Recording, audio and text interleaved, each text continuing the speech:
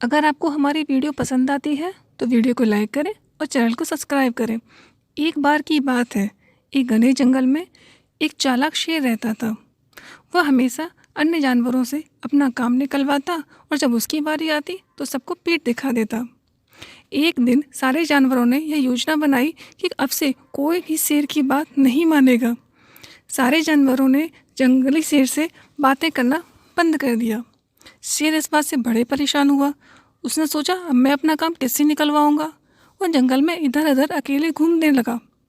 एक दिन जब वह अपनी गुफा में बैठा था, उसने देखा कि एक बूढ़ा भालू उसकी गुफा के पास घर बनाकर रह रहा है। उसने सोचा, चलो अब मैं इस भालू से ही अपना काम निकलवाया करूँगा।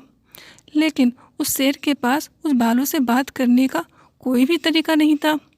एक दिन शेर ने एक चिड़िया को उस बूढ़े भालू से बात करते हुए सुना। चिड़िया ने कहा, भालू, आप अपना भोजन कैसे करते हो?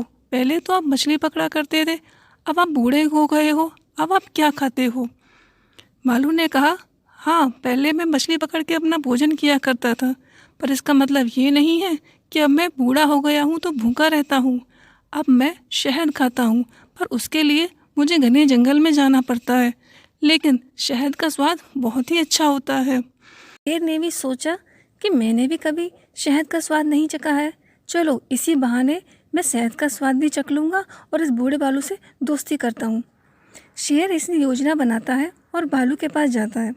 शेर कहता है, भालू राजा, आपने मुझे पहचाना? मैं वही हूँ जिसकी आपने बहुत सालों पहले मछली पकड़ के सहायता की थी और मुझे खिलाया था। भालू बूढ़ा हो चुका था, उसे कुछ याद नहीं आ रहा था, लेकिन भालू ने सोचा, हाँ, शायद मैंने कभी इसकी सहायता की हो। इतना कहकर शेर कहता है, अच्छा, मैं चलता हूँ, अगर आपको कभी मेरी सहायता की ज़रूरत हो तो मुझे याद करना। शेर चला जाता है, लेकिन भालू उसी बात को सोचते रहता है कि मैंने इसकी सहायता कब की। अगले दिन शेर अपनी योजना के तहत भालू को अपने घर निमंत्रण के लिए बुलाने जाता है। शेर भालू से कहता है, आप रात को आज मेरे घर खाना खाने आइएगा। भालू बड़ा खुश हो जाता है। उसे लगता है, चलो कोई तो है जो मुझे भोजन के लिए बुला रहा है। भालू रात होने का इंतज़ार करता है और रात होते ही जैसे ही वह शेर की गुफा में जाता है, शेर अपनी योजना के तहत सिर्फ एक ही थाली लाता है खाने के लिए और सारा खाना खुद ही खा जाता है। भालू को बड़ा बुरा लगता है।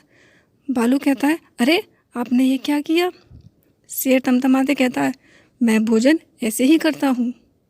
भालू को बुरा लगता है, लेकिन वह कुछ कहे बिना चुपचाप वहाँ से चला जाता है। अगले दिन चिड़िया भालू के पास फिर आती है।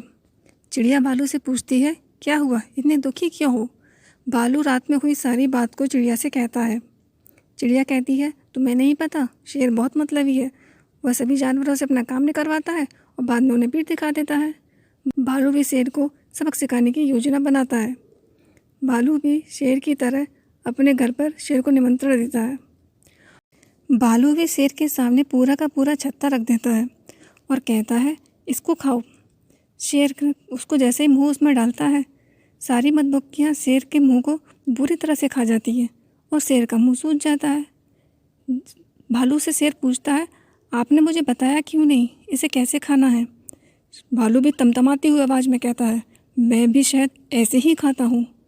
शेर को समझ आ जाता है कि भालू ने मुझसे बदला लिया है। इस कहानी से हमें यह शिक्षा मिलती है कि हमें भी सदैव दूसरों की सहायता करनी चाहिए और कभी किसी को पीठ नहीं दिखानी चाहिए।